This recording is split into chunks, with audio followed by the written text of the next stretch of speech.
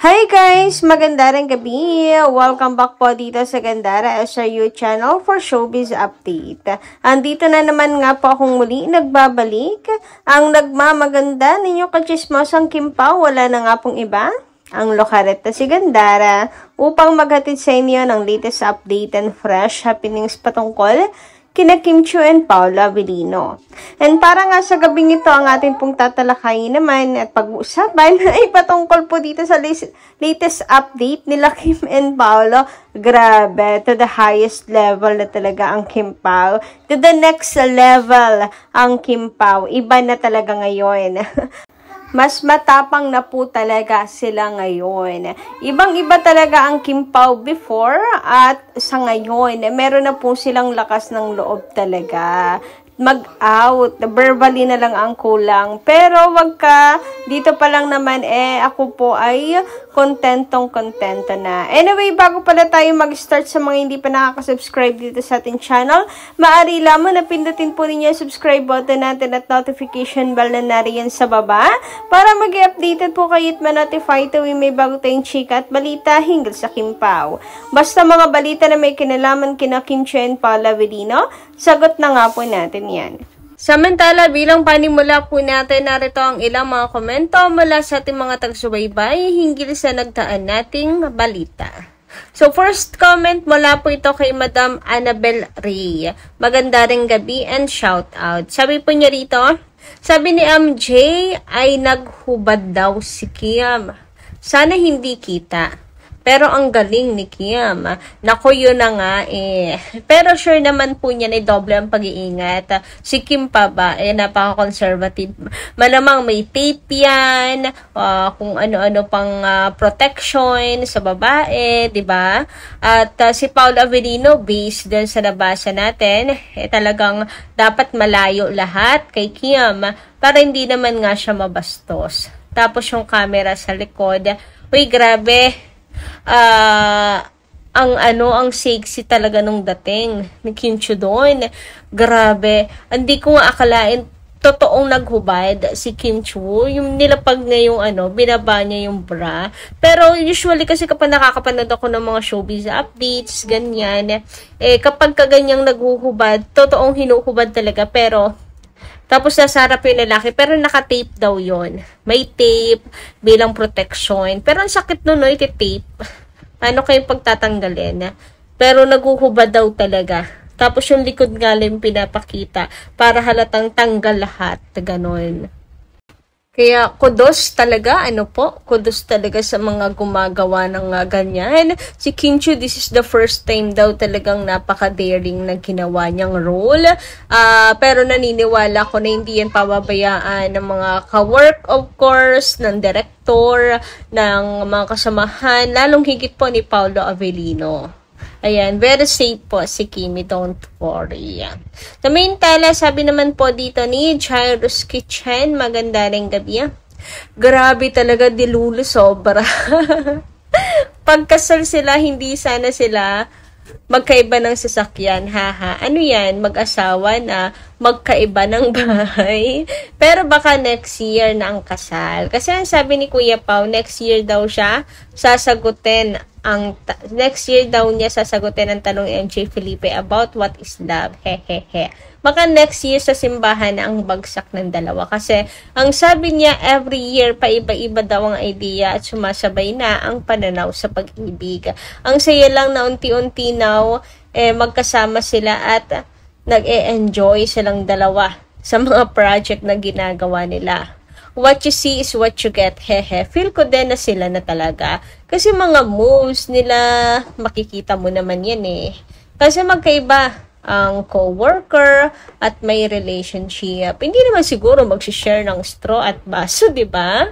Dami kasing proof sa galawang mag-chowa na. Hehe. Anyway, I'm so excited sa The Alibay. Hindi tinipid, may budget. Bongga ang kanilang venue sa shooting.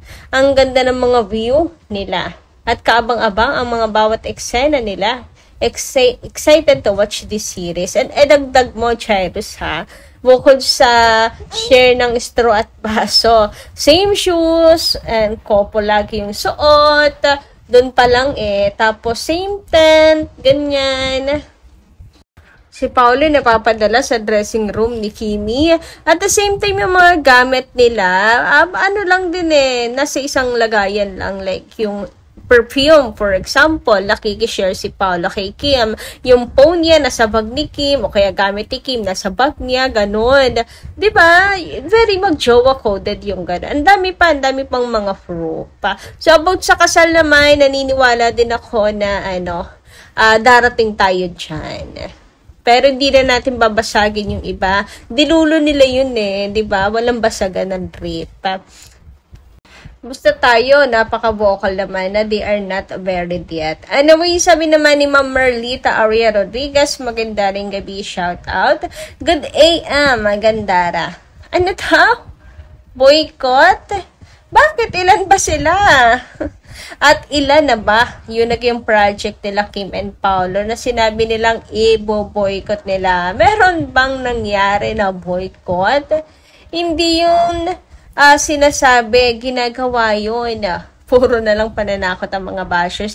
Maybe nang boycott po sila, pero iilan lang talaga sila, mga madam. So, ayun na nga. Kung may nangyaring boycott, meron. Kaso, mas marami tayo Mas maraming bilang natin, kaya hindi sila ramdam. Kumbaga, okay, hindi ka naman kawalan, parang ganun.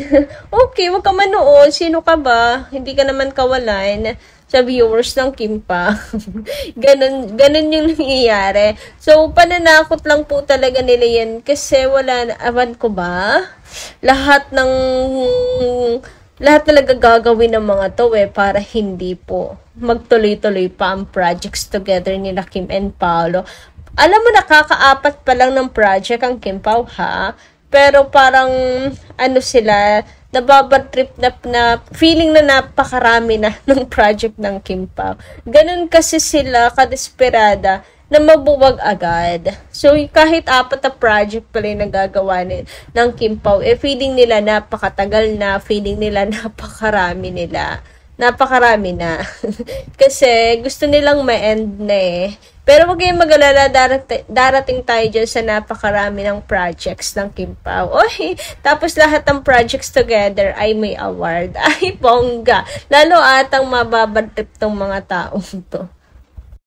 Anyway, tumako naman nga tayo dito sa pinaka-latest nating balita ngayong gabing ito, guys. At eto na nga.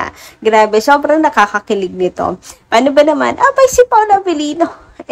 Ginalaw na nga po ang paso. So, pinapapansin po ba kayo?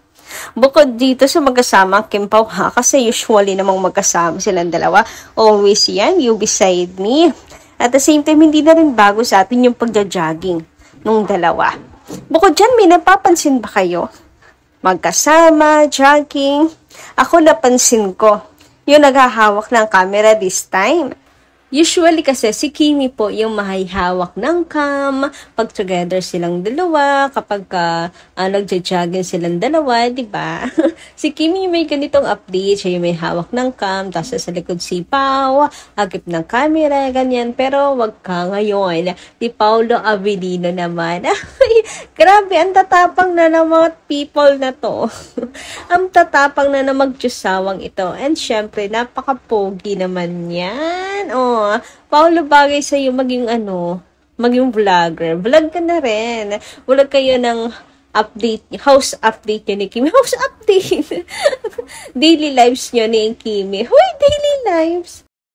Since araw-araw naman kayong magkasamang dalawa, di ba? Why not? Paolo, bagay sa'yo maging vlogger. Uy, magbablog na yan. Charot. So, ayan na nga, si Pao na yung may hawak ng cam ngayon. Ginagalaw na ni Paolo. At nag-story na rin ang papi. Grabe naman nga bumanat si Paolo. Paminsan-minsan lang yan, pero papatayin ka sa kilig. Grabe naman talaga yan. And kita niya sa mga mata at ngiti nilang dalawa na super happy sila both. Masaya talaga sila kapag magkasama. Ito yung mga, mga tawag dito, bonding together. Ayan, mga hilig nilang gawin, hobbies. Ayan, sana maging hobby nyo rin yung ay, charot. So, ayun na nga, sana mapadalas na po ito. Si Papi ay ginagalaw na yung baso. Apakatapang. Marahil ito na yung kasagutan sa tanong nating lahat. O, may katanungan pa ba? Wala na. Sapat na yan. Anyway, hanggang dito lang po muna aking update. Thank you so much po guys sa inyong pakikinig. Kita-kits po muli sa susunod kong chika. Marami pong salamat.